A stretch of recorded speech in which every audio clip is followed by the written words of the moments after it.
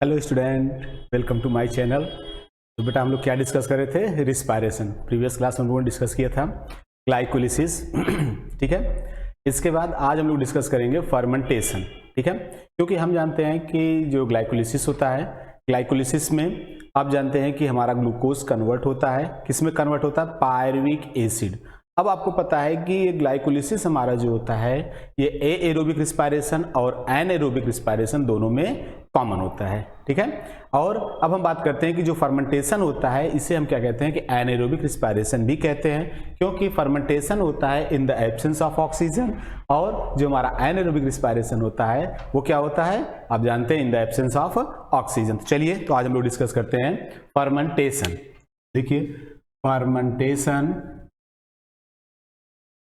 तो सबसे पहले अगर हम आपसे बात करें बेटा फर्मेंटेशन में क्या होता है, तो हम जानते हैं कॉम्प्लेक्स कंपाउंड आपका जो होता है, चलिए अच्छा थोड़ा सा ऊपर हो गया, इसको हम थोड़ा सा नीचे लिखते हैं। देखिए क्या होता है फर्मेंटेशन।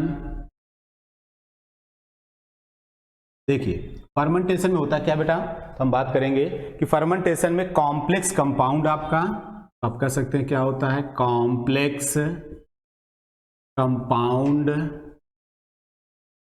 कॉम्प्लेक्स कंपाउंड ये आप कह सकते हैं कि ब्रेक होता है किसमें? सिंपल कंपाउंड में। किसमें ब्रेक होता है? सिंपल कंपाउंड में। Simple compound. अब हम बात करते हैं कि यह सिंपल कंपाउंड में ब्रेक होता है किसके द्वारा, तो हम जानते हैं बाय द माइक्रो ऑर्गेनिज्म। किसके द्वारा होता है बेटा? हम कह सकते हैं माइक्रो ऑर्गेनिज्म के द्वारा ये आपका ब्रेक होता है। किसमें? कॉम्प्लेक्स कंपाउंड आपका ब्रेक दिख नहीं रहा है, चलिए हम कलर चेंज कर देते हैं। ये आपका कन्वर्ट हो जाता है माइक्रो ऑर्गेनिज्म के द्वारा। किसमें होता है? तो आप कह सकते हैं ये आपका होता है सिंपल कंपाउंड में। तो यहां हम कह सकते हैं आपका हो गया माइक्रो ऑर्गेनिज्म। ठीक है। अब हम बात करते हैं कैसे, तो आप कह सकते हैं इसमें कुछ कंडीशंस होती है। कौन कौन सी कंडीशन होती हैं, तो हम ध्यान देंगे। ये आपका होता है कंडीशन। देखिए कंडीशन, कौन कौन सी कंडीशन होती है तब हम देखेंगे। सबसे पहले अगर हम बात करें तो आप जानते हैं यह आपका होता है fermentation presence of micro organism. तो आप नोट करेंगे it occur in presence of micro organism. तो हम कह सकते हैं ये आपका माइक्रो ऑर्गेनिज्म के प्रेजेंस में होता है। दूसरी कंडीशन क्या होती है बेटा, तो दूसरा हम लोग बात करेंगे कि ये होता है आपका in the absence of oxygen. तो हम कह सकते हैं यह ऑक्सीजन के एब्सेंस में होता है। ठीक है, तो ध्यान दीजिएगा। अगर हम बात करें कि ये हमारा क्या है, तो आप कह सकते हैं, चलिए हम थोड़ा सा इसको यहाँ लिख देते हैं क्योंकि रिफ्लेक्शन पड़ रहा है। हम नीचे थोड़ा सा लिख देते हैं इसको कॉम्प्लेक्स कंपाउंड। कॉम्प्लेक्स, ये देखिए ठीक है, हम कह सकते हैं ये हो गया आपका कॉम्प्लेक्स कंपाउंड। हमारी रिफ्लेक्शन था इसलिए हम नीचे लिख दे कॉम्प्लेक्स कंपाउंड माइक्रो ऑर्गेनिज्म की सहायता से किस में कन्वर्ट होता है? सिंपल कंपाउंड में। ठीक है। अब हम बात करते हैं कि किस कंडीशन में होता है, ये तो ध्यान देना स्टूडेंट। कैसे होता है बेटा, तो आप कह सकते हैं कंडीशन फर्स्ट क्या होती है? Presence of micro organism. मतलब जब भी आपका फर्मेंटेशन होगा तो कब होगा? माइक्रो ऑर्गेनिज्म के प्रेजेंस में होगा। दूसरी कंडीशन क्या होती है? In the absence of O2। हम कह सकते हैं ऑक्सीजन के एब्सेंस में होता है, इसीलिए इसे हम क्या कहते हैं? आप कहते हैं इसे एनाएरोबिक रिस्पायरेशन।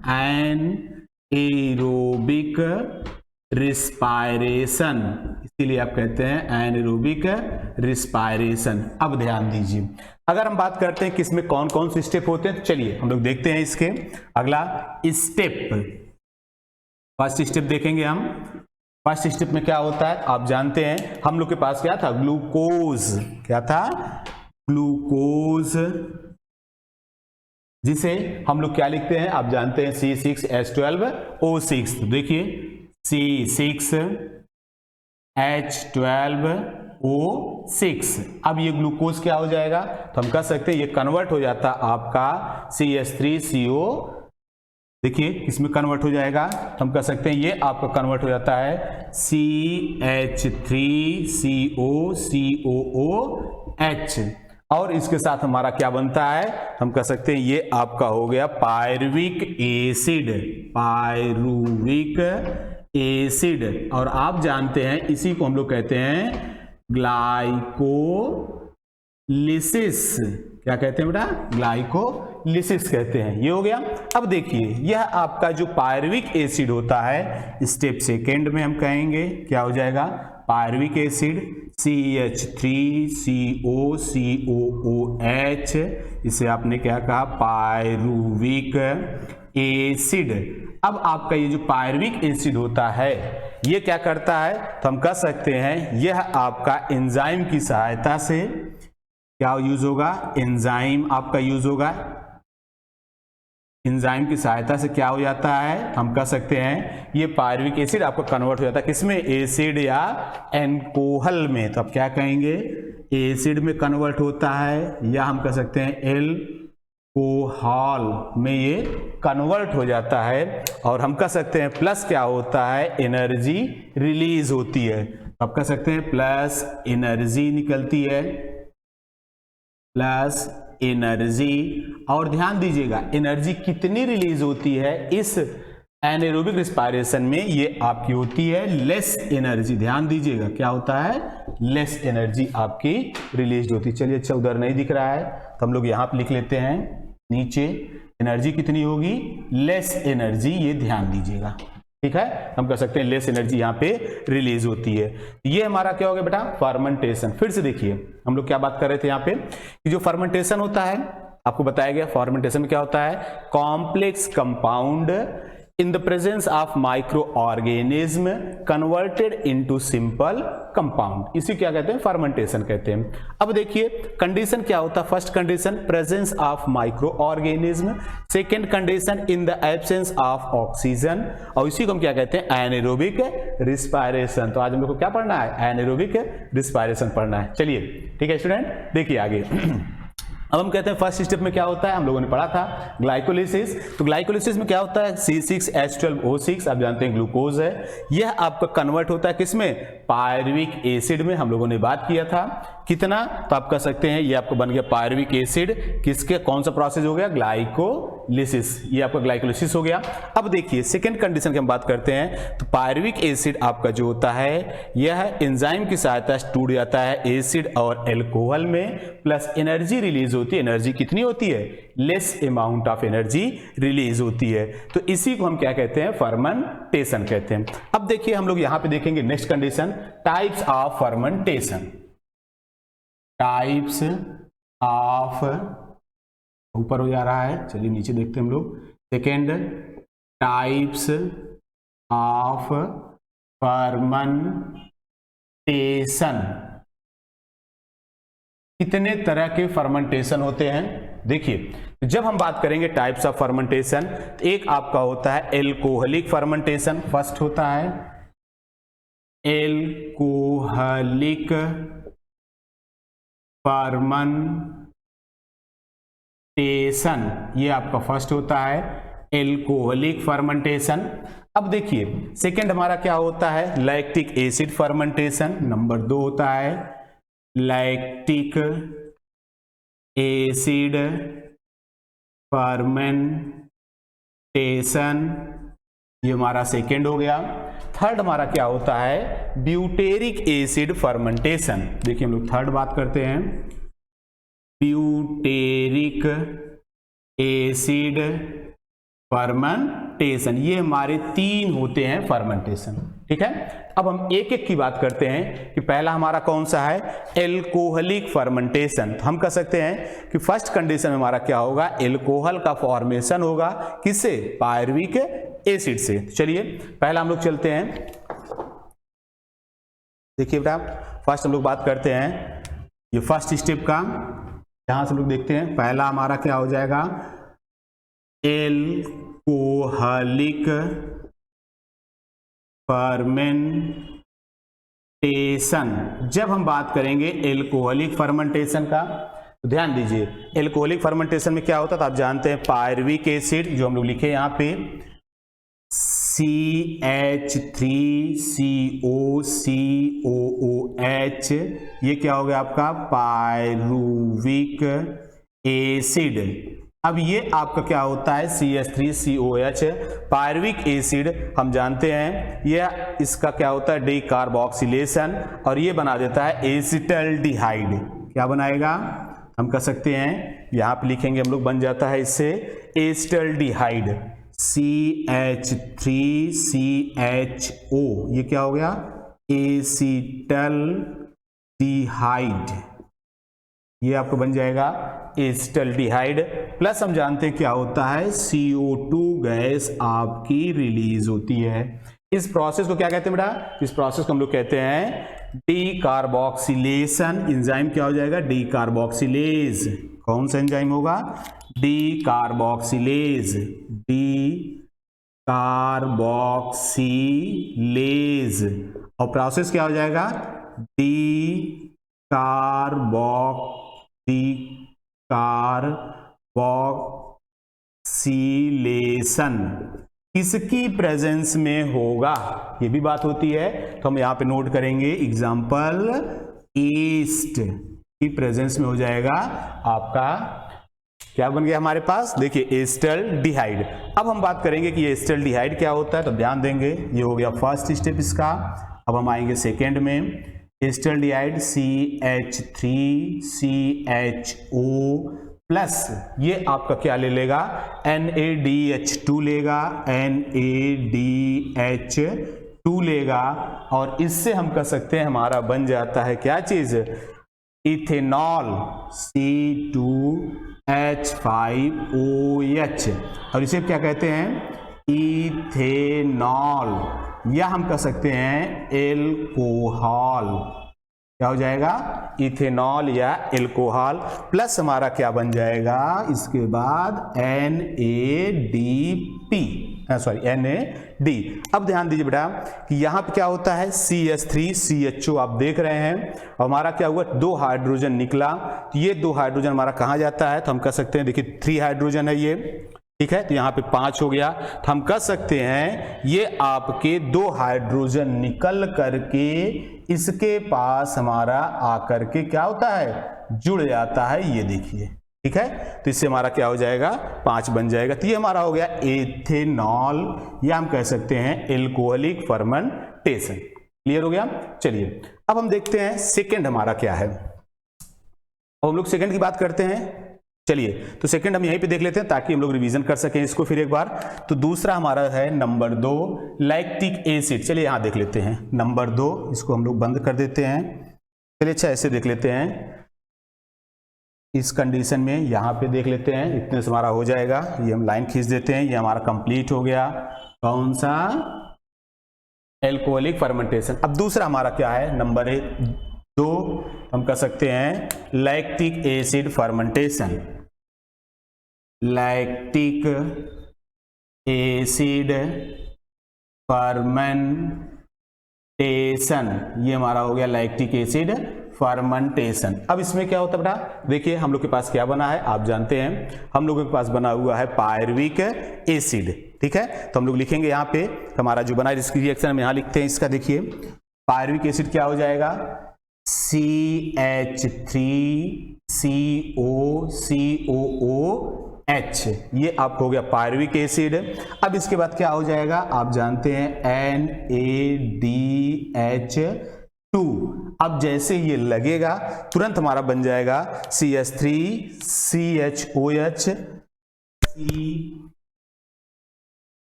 बेटा माइक निकल गया,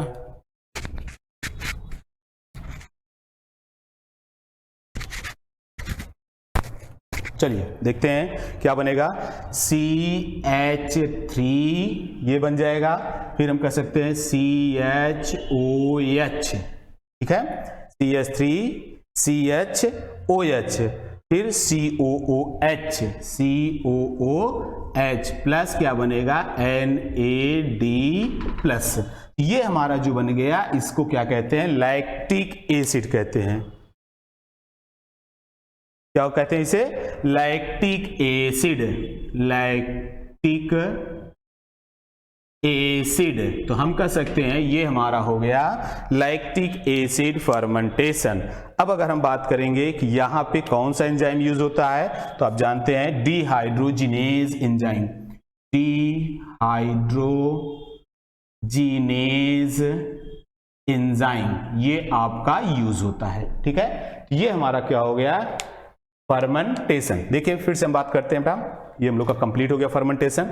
हम लोगों ने क्या बात किया, fermentation is a type of process in which complex form matter या complex organic matter break into simplest form of matter in the presence of microorganism. ठीक है, अब हम बात करते हैं कंडीशन फर्स्ट क्या हो गई कि प्रेजेंस ऑफ माइक्रो ऑर्गेनिज्म होगा तो फर्मेंटेशन होगा। Second, in the absence of O2, इसीलिए क्या कहते हैं, एनारोबिक रिस्पायरेशन कहते हैं। अब हम लोगों ने पढ़ा था कि फर्मेंटेशन में दो स्टेप होते हैं। एक हम लोगों ने क्या देखा, ग्लूकोज C6H12O6 ग्लाइकोलिसिस के द्वारा कन्वर्ट होता पायरुविक एसिड में, ये हम लोगों ने देख चुका है। ठीक है, अब हम बात करते हैं सेकेंड में, पायरुविक एसिड आपका कन्वर्ट होता है एसिड या एल्कोहल में और कम एनर्जी रिलीज होती है, तो ये हमारा हो गया फर्मेंटेशन। अब हम बात करते हैं टाइप्स ऑफ फर्मेंटेशन। देखिए हम लोगों ने देखा टाइप्स ऑफ फर्मेंटेशन में पहला एल्कोहलिक फर्मेंटेशन, यहाँ पे क्या हो, दूसरा लैक्टिक एसिड फर्मेंटेशन, तीसरा ब्यूटेरिक एसिड फर्मेंटेशन। अब हम बात करते हैं जो आपका एल्कोहलिक फर्मेंटेशन है, इसको ध्यान दीजिए।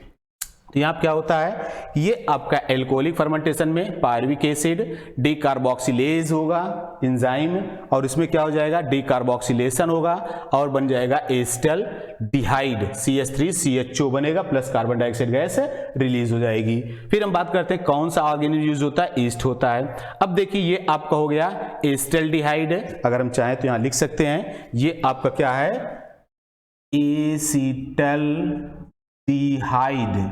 ये एसिटाल्डिहाइड क्या करेगा, NADH2 से रिएक्ट करके क्या बना देगा, इथेनॉल या एल्कोहल, एल्कोहल बन गया और NAD प्लस रिलीज हो गया, तो हमारा क्या हो गया, एल्कोहलिक फर्मेंटेशन। अब देखिए सेकंड कंडीशन आते हैं, लैक्टिक एसिड फर्मेंटेशन। इसमें क्या होता है, ये देखिए आपका बना हुआ है क्या चीज, यही चीज पायरुविक एसिड। हम बात कर दें तो क्या होता है आपका पायरुविक एसिड, पायरुविक एसिड जो ग्लाइकोलिसिस से बना हुआ है। अब ये क्या होगा, NADH2 लेगा, डिहाइड्रोजिनेज एंजाइम से बन जाएगा लैक्टिक एसिड और NAD रिलीज हो जाएगा। ठीक है, तो ये हमारा क्या हुआ, फर्मेंटेशन। अब हम इसको थोड़ा सा देखते हैं एक साथ। अगर हम बात करें कि एनारोबिक रिस्पायरेशन में कैसे क्या होता है, तो तुरंत आप लोग स्क्रीनशॉट लीजिए, फिर हम लोग आगे चलते हैं। ठीक है, चलिए।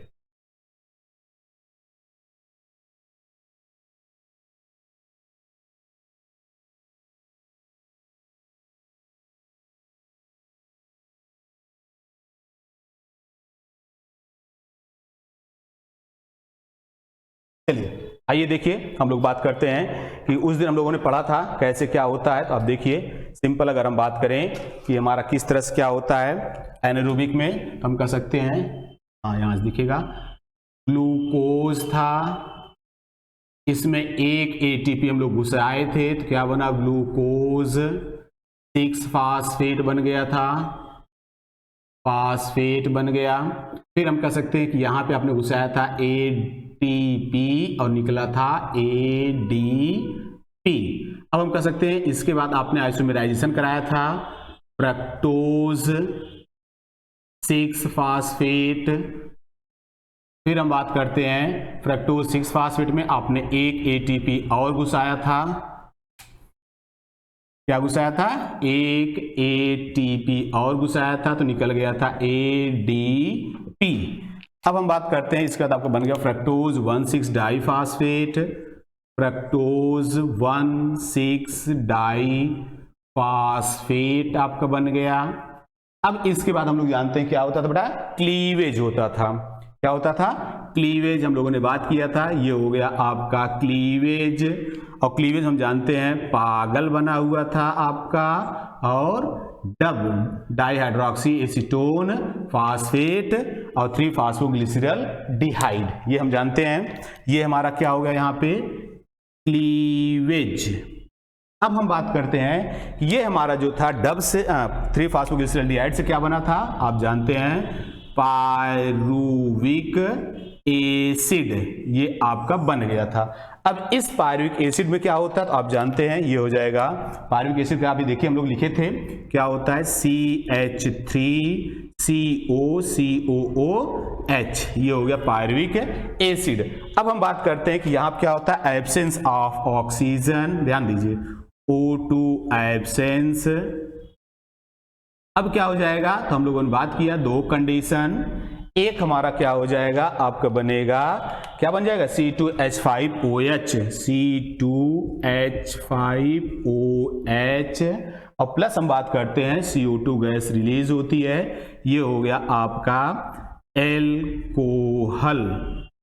ये देखिए क्या हो गया आपका एल्कोहल। यहाँ पे क्या लगा तो हम कह सकते हैं आपने यूज किया था क्या चीज, तो NADH2 बना क्या NAD प्लस, ये हो गया, ठीक है। दूसरा अगर हम बात करते हैं तो क्या बनता है, आप जानते हैं लैक्टिक एसिड CH3 फिर CHOH COOH प्लस क्या बनेगा NAD प्लस, ठीक है। एक मिनट, तो हमारा क्या हो गया, ये क्या बन गया लैक्टिक एसिड, तो हम यहां पर लिखेंगे लैक्टिक एसिड, क्लियर हो गया बेटा। अब इसके बाद कंडीशन क्या होती है आप जानते हैं, यहां पे भी क्या लगेगा आपको पता है NADH2 निकल आएगा NAD प्लस, ठीक है। अब हम कहते हैं कि ये जो हम लोगों ने देखा यहां से यहां तक का जो प्रोसेस था इसे हम क्या कहते हैं, आप जानते हैं ग्लाइकोलिसिस। और देखिए कि यहां से ये जो प्रोसेस चल रहा है आप जानते हैं पायरुविक एसिड से यहां तक, ये हो गया एनाएरोबिक रिस्पायरेशन, ठीक है। क्या हो गया एनाएरोबिक रिस्पायरेशन। देखिए बेटा क्या हो रहा है इसमें, हम लोगों ने बात किया ग्लूकोज, हम जानते हैं क्या होता है ग्लूकोज, ठीक है। इसमें सबसे पहला काम हम लोग बात किए थे एटीपी आपने घुसाया, एडीपी बना, हमारा बन गया ग्लूकोज 6 फास्फेट। अब क्या करेंगे ग्लूकोज 6 फास्फेट आपका कन्वर्ट हो जाएगा फ्रक्टोज 6 फास्फेट में, फिर एटीपी घुसा देंगे फ्रक्टोज 1,6 डाइफास्फेट बन गया। इसके बाद क्या होता है तुरंत क्लीवेज होता है 3 पागल और डब बनेगा, तो डब मतलब क्या हो गया डाइहाइड्रोक्सी एसीटोन फास्फेट, ये बन गया। अब 3 फास्फोग्लिसरिक एसिड आपका क्या बनाता है पायरुविक एसिड। अब pyruvic acid in the absence of oxygen alcohol बना देगा या लैक्टिक एसिड बना देगा, इसी को हम क्या कहते हैं एनएरोबिक रिस्पायरेशन कहते हैं, ठीक है। क्या कहते हैं एनएरोबिक रिस्पायरेशन कहते हैं। तो बेटा ये हमारा कंप्लीट हो गया एनएरोबिक रिस्पायरेशन, यह हम कह सकते हैं हमारा कंप्लीट हो गया फर्मेंटेशन। अब इसके बाद हम थोड़ा सा डिस्कस करेंगे हम लोग एनर्जी आउटपुट, या हम कह सकते हैं नॉन एनर्जी इफिशियंट जो बात करते हैं, तो हम लोग देखते हैं यहाँ पे, चलिए थोड़ा सा वो भी डिस्कस कर लेते हैं। आइए थोड़ा सा आप समझिएगा, अगर हम बात करते हैं कि जो हमारा होता है एनर्जी आउटपुट, एनर्जी आउटपुट की अगर हम बात करते हैं तो एक चीज आपको ध्यान देना होगा एनाएरोबिक रिस्पायरेशन में, पहला हम लोग देखेंगे एनाएरोबिक रिस्पायरेशन, इसमें कितना एनर्जी का आउटपुट होगा, तो ध्यान दीजिए पहली कंडीशन हम देखेंगे ग्लूकोज का जब कंप्लीट ऑक्सीडेशन होता है तो आप कहेंगे ग्लूकोज कंप्लीट ऑक्सीडेशन जब होता है ऑक्सीडेशन, तो हम कह सकते हैं कितनी एनर्जी रिलीज होती है ऑक्सीडेशन में, तो आप ये नोट कर लेंगे ये आपका होता है 673 किलो कैलोरी, तो आप लिखेंगे 673 किलो कैलोरी एनर्जी आपकी रिलीज होती है किसमें on the breakdown of complete oxidation of glucose, ठीक है। तो अब क्या होता है एनाएरोबिक रिस्पायरेशन की अगर हम बात करते हैं तो 1 ATP आपके जो होते हैं इससे कितनी एनर्जी निकलती है, तो आप देखेंगे 1 ATP एनर्जी कितनी निकलेगी, तो आप जानते हैं एक ATP से जो एनर्जी आपका निकलता है 7.3 किलो कैलोरी। ध्यान दीजिएगा एक ATP मॉलिक्यूल के पास जो एनर्जी होती है वो कितनी होती है 7.3 किलो कैलोरी। अब हम बात करते हैं कि एनाएरोबिक रिस्पायरेशन में कितनी एनर्जी होगी, तो एनाएरोबिक रिस्पायरेशन में जो आपका एनर्जी होगा तो आप जानते हैं कितना निकलता है, तो 2 ATP होता है, 2 ATP निकलता है। तो हम जानते हैं एनारोबिक रिस्पायरेशन से 2 ATP, तो हम कह सकते हैं 2 × 7.3 किलो कैलोरी, और टोटल हम कह सकते हैं कितना हो गया, तो आपको पता है is equal to 14.6 kilocalorie. ये हो गई आपकी एनारोबिक रिस्पायरेशन। अब हम बात करेंगे इसका, हम लोग निकालेंगे एनर्जी इफिशियंसी। कैसे निकलेगा, ध्यान दीजिए। अगर हम कहें एनारोबिक रिस्पायरेशन का एनर्जी इफिशियंसी कैसे निकालेंगे बेटा, तो अब देखिए इसको कैसे निकलता है एनर्जी इफिशियंसी। तो हम कह सकते हैं हमारे पास एनारोबिक रिस्पायरेशन में कितनी एनर्जी निकली, 14.6 अपॉन, और एक ग्लूकोज कंप्लीट ऑक्सीडेशन में कितनी एनर्जी होती है, 673, तो हम कहेंगे 673। इसके बाद हम क्या कहते हैं, इनटू 100, तो ये हमारा आ जाएगा कितना, 2.21%, 2.2%। ये हमारा हो गया energy efficiency of anaerobic respiration. ध्यान दीजिए, तो ये हमारा क्या हो गया। फिर से हम बात करते हैं एनर्जी आउटपुट एनारोबिक रिस्पायरेशन। तो ये आपको ध्यान देना होगा, रट्टा मारना होगा, ठीक है। ये आप रट्टा मारेंगे कि ग्लूकोज का कंप्लीट ऑक्सीडेशन में 673 किलो कैलोरी एनर्जी रिलीज होती है। अब हम बात करेंगे एक एटीपी एनर्जी से कितना होता है, ये भी आपको पता होना चाहिए, 7.3 किलो कैलोरी आपके नीट में पूछा जाता है। फिर हम कहते हैं एनारोबिक रिस्पायरेशन कितने एटीपी निकलते हैं, 2 एटीपी निकलता है, और तो कितनी एनर्जी हो गई, 14.6 किलो कैलोरी। एनर्जी इफिशियंसी क्या होती है कि जितनी एनर्जी बनेगी उसको ग्लूकोज के कंप्लीट एनर्जी से डिवाइड कर देंगे इनटू 100। तो यहाँ पे देखिए इफिशियंसी, एनर्जी इफिशियंसी एनारोबिक कितना हो जाएगा, 14.6। फिर हम बात करते हैं अपॉन 673 इंटू 100, ये आपको हो गया एनारोबिक रिस्पायरेशन की एनर्जी इफिशियंसी। अब हम बात करेंगे एरोबिक रिस्पायरेशन का, ये तो हो गया किसका, एनारोबिक। अब दूसरा देखेंगे हम लोग एरोबिक का कितना होगा, ध्यान दीजिए। तो हम डायरेक्ट बात करते हैं यहाँ पे एरोबिक रिस्पायरेशन में कितने एटीपी होते हैं, तो आप कह सकते हैं एरोबिक रिस्पायरेशन में कितने एटीपी होंगे, तो आप जानते हैं 38 एटीपी। कितने हो गए, 38 एटीपी। तो अब हम बात करेंगे यहाँ पे एनर्जी कितनी हो जाएगी, तो आप कह सकते हैं कितना हो जाएगा, 38 इंटू 7.3 किलो कैलोरी, ये आप हो गया।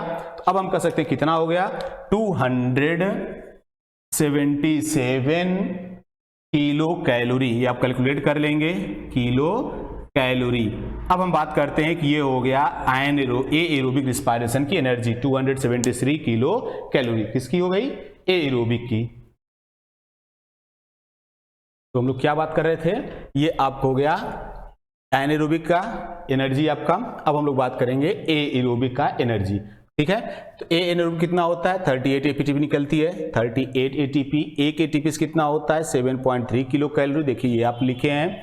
अब इसकी एनर्जी इफिशियंसी क्या हो जाएगी, तो आप कहेंगे एनर्जी इफिशियंसी कितनी हो जाएगी इसकी, तो आप जानते हैं 277 अपॉन 673 इंटू 100, कितना हो जाएगा, 40%। ये हो गया energy efficiency of aerobic respiration, ठीक है स्टूडेंट। तो ये हम लोग का कंप्लीट हो गया। क्या कंप्लीट हो गया बेटा, हम लोग का ये 2 चीज कंप्लीट हो गया। एक तो फर्मेंटेशन कंप्लीट हो गया, दूसरा क्या हो गया हम लोग कंप्लीट, एनारोबिक रिस्पायरेशन हम कह सकते हैं। फिर क्या हो गया, एनर्जी आउटपुट। देखो बेटा यहाँ पे रिफ्लेक्शन हो रहा है, तो हम इसको ऊपर लिख देते हैं या नीचे लिख देते हैं, ये क्या है आप आगे लिख देते हैं, एनर्जी आउटपुट। ये हम लोगों ने डिस्कस कर लिया, ठीक है। चलिए, तो फिर इसी के साथ हम लोग क्लास को ऑफ करते हैं। अब हम जब मिलेंगे नेक्स्ट क्लास में, तो वहां पे हम लोग पढ़ेंगे, क्या पढ़ेंगे, क्रैब साइकिल, ठीक है। इसी के साथ क्लास को ऑफ करते हैं। थैंक्स बेटा, आप इसे पढ़ें। अगर आपको अच्छा लगे तो आप चैनल को लाइक करें, सब्सक्राइब करें। हम पूरा आपका कंप्लीट कराएंगे अब, ठीक है। चलिए, पूरा जो 2000 अगर हम बात करें जो 2022 के लिए नीट दे रहे हैं उनका पूरा सिलेबस हम कवर कर देंगे आराम से। इसी तरह आप पढ़ते रहें, बाकी कोई डाउट हो तो हमारे कमेंट बॉक्स में मैसेज लिखें और हमारा डिस्क्रिप्शन नंबर दिया हो, आप कॉल करें, हम आपके डाउट तुरंत क्लियर करें। Okay, thanks, bye bye.